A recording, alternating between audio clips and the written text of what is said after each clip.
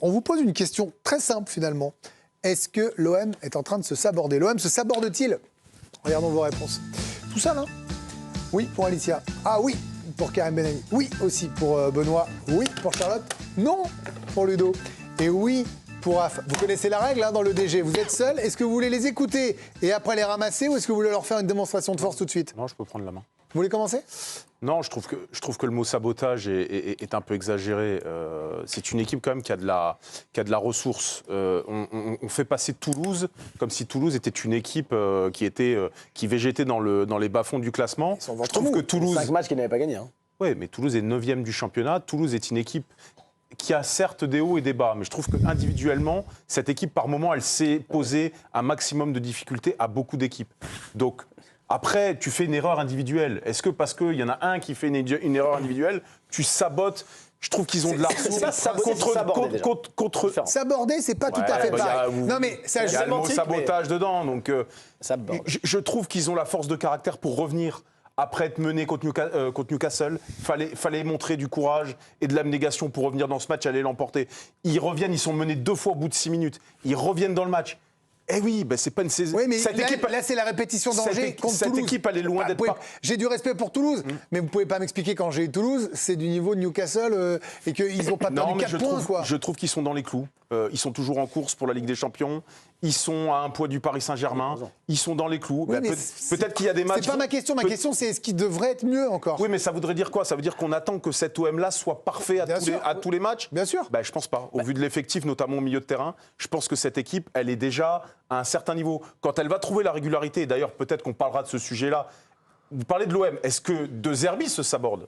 Là, peut-être que j'ai un avis différent. Bon, on va passer la main à tout le monde et on va... Si on se pose cette question-là aussi, c'est qu'ils ont perdu beaucoup de points dans le temps additionnel. Déjà, quand on recontextualise la chose, en Ligue 1, c'est 4 buts encaissés après la 90e minute en 14 matchs. Il n'y a que Lorient qui a fait pire. Et Lorient ne joue pas le haut de tableau comme l'Olympique de Marseille. Alors sur les 4 buts, il y en a 3 qui ont compté, qu'on a recensé. C'est 5 points de perdus pour l'Olympique de Marseille. Il y a Blas à la 91e, Ousmane Camara, vous en avez parlé, contre Angers. Et donc il y a ce point de perdu avec ce but de Hidalgo à la 92e minute. Donc si vous faites les comptes, Marseille aurait pu être leader en fait à l'heure où on se parle. Benoît, Karim, je vais venir vous voir, bien sûr, Karim, parce que vous m'avez dit que vous étiez bouillant sur là-dessus, mais Benoît, dans un vestiaire, là, Ludo nous a expliqué que pour lui, vous voyez, ils sont à l'heure par rapport, et donc il ne faut presque pas tenir compte de ce résultat. Voilà. Oui, on en tient compte, mais vous faites le bilan global. Voilà. Oui, mais ils le savent, les joueurs, les points perdus. Là. Quand on est joueur, on sait quand même que normalement, la première place, elle est quasiment pour vous, là. Que le PSG a chuté quelques heures avant vous. Mais surtout que ce qui est important, c'est entretenir une dynamique. Donc c'est pour moi la faute du groupe et de l'entraîneur aussi. Parce que lorsque vous gagnez un match face à Newcastle où tu engranges une dynamique en Champions League et tu as beaucoup d'espoir de pouvoir te qualifier pour le prochain tour, il faut vite rebondir le week-end et gagner. Pour entretenir cette dynamique et se dire, ça y est, notre saison est lancée, on peut enchaîner des matchs gagnés. Le problème, c'est que moi, je l'ai connu avec les Girondins de Bordeaux, Laurent Blanc, même après un match de Champions League, il mettait son équipe type. Pourquoi faire tourner? On est au mois de décembre, on n'est pas fatigué. L'OM n'a pas eu 50 000 matchs la saison dernière. Ils ont pas mais lui, c'est sa patte à lui. Il veut gagner en tant que coach, j'imagine. C'est pour ça que je vous dis, l'OM se saborde en faisant comme ça. Peut-être qu'il va comprendre De Zerbi qu'à un moment donné, il doit mettre son équipe type. Parce que Vermeuren, il faut le mettre. Vermeuren, il faut qu'il comprenne que c'est lui sa pièce maîtresse de l'équipe. Alors oui, il est jeune, oui, par moment, il dit qu'il manque un peu d'expérience, de maturité. Oui, peut-être, mais en tout cas, c'est le meilleur à chaque fois. Et c'est lui qui tire l'OM vers le haut. Donc, il doit le mettre face à Toulouse. Vous êtes d'accord avec Benoît, l'équipe type dans un match comme ça, alors vous pouvez reprendre la première place?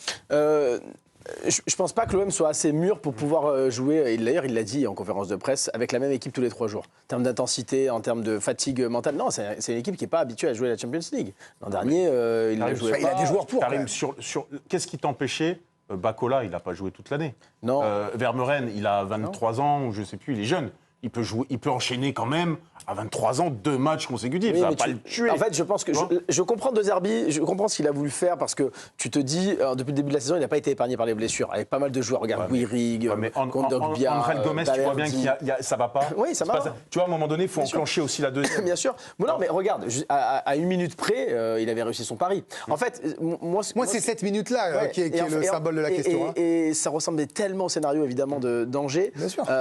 Moi, c'est une somme d'erreurs individuelles. Quand vous regardez le match, c'est pas l'erreur individuelle d'Egan Riley qui dégage en touche à ce moment-là, alors qu'il n'a pas du tout besoin de dégager en touche. Il est seul, il a son ballon, il peut contrôler, il peut regarder ce qui se passe devant lui et éventuellement allonger. Il dégage lamentablement en touche. Derrière, ça occasionne la touche pour les Toulousains et ça donne le but. Mais avant, il y a une occasion terrible pour Marseille qui part à 4 contre 3, je crois, dans le camp adverse, avec Kondogbia à la baguette, qui peut dégaler Greenwood, qui peut aller s'exiler sur le poteau de corner. C'est terminé. Et qui saute Et pas en fait, l'erreur de Marseille est venue des remplaçants, est venue du banc.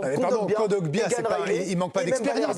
Kondogbia, il manque pas d'expérience. Balerdi, il manque pas d'expérience. Donc il doit savoir qu'il faut isoler Greenwood au poteau de corner. Si vous le savez, il le sait. C'est là où je trouve que les trois se sont sabordés parce que c'est une somme d'erreurs qui fait que ça, on arrive à ce but d'Hidalgo à la toute fin. Kondogbia, s'il fait la bonne passe, il n'y a jamais cette action-là. Egan Riley, s'il dégage pas en touche, lamentablement, il n'y a jamais cette action-là. Et Balerdi, s'il sert un peu son marquage, il n'y a jamais ce but-là. C'est le mauvais coaching alors. Mauvais coaching. Et j'ajouterais même, et franchement, ça m'embête un peu de le faire et de le dire, mais Rouli fait une énorme erreur sur ce coup-là. Il anticipe beaucoup trop, il ne doit pas se faire lever. Quand il faut une erreur, il faut le dire. Si lui est pas là, t'as pas les points que t'as. Oui, c'est pour ça que je dis que ça m'embête. Ludo, je veux bien.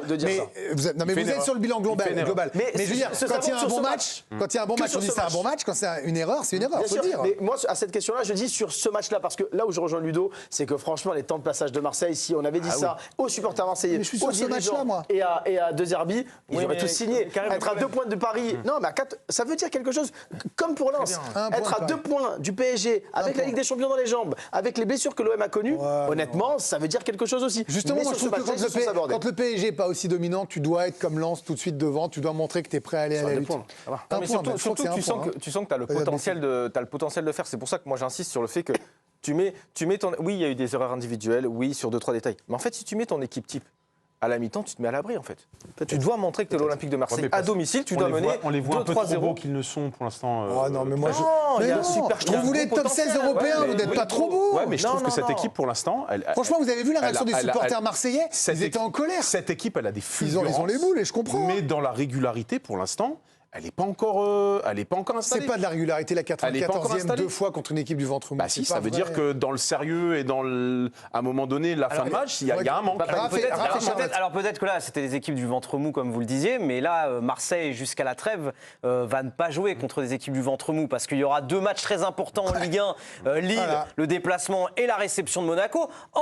Il y aura ce match importantissime en Ligue des Champions face à l'Union Saint-Gilloise, et ça se terminera par la Coupe de France. Et puis il y aura aussi le Trophée des Champions à jouer, mais je veux dire, là, Lille et Monaco, voilà, c'est des équipes qui jouent la Ligue des Champions aussi pour la saison prochaine. Passe décisive de Raphaël. Et si je parlais de s'aborder, c'est parce qu'on le voit bien qu'ils ont un calendrier qui est difficile et ces points-là, normalement, vous les prenez et vous avez un joker presque à Lille. Là, je ne dis pas qu'ils se retrouvent sans joker, parce qu'ils sont dans leur temps de passage, mais ils se grillent quand même une cartouche, quoi. Ah, mais moi, j'ai répondu oui à cette question parce que j'en veux énormément au cadre de cette équipe. Parce que c'est un fait de jeu. C'est pas comme si Mark McKenzie, ça fait depuis très longtemps qu'on sait qu'il fait des touches de 50 mètres. Donc, des petits détails, c'est là où les leaders doivent se dire ça fait déjà 4 fois qu'il nous fait cette touche-là.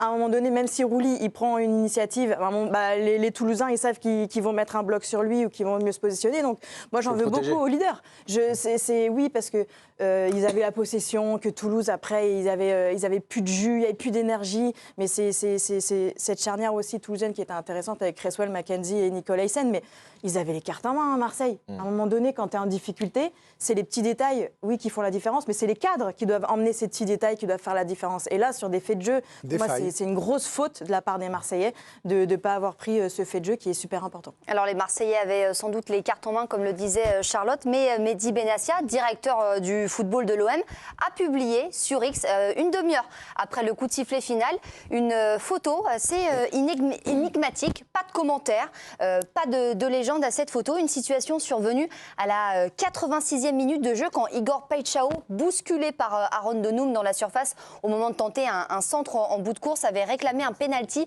après s'être retrouvé au sol. Alors Monsieur Vatelier a rapidement tranché en jugeant qu'il n'y avait pas de quoi signaler une faute. C'est visiblement pas l'avis de Mehdi Benassia qui a donc publié cette photo sur son compte X. Bon, de toute façon, on parlera de l'arbitrage tout à l'heure, mais je ne sais pas si on en est au point où il faut faire des captures d'écran sans mouvement sur X. Chacun est responsable de sa communication. Dans un instant, le Paris Saint-Germain, est-ce qu'il y a un vrai doute pour le titre ? Et possiblement un manque de motivation, ce qui n'enlève rien au match de Monaco.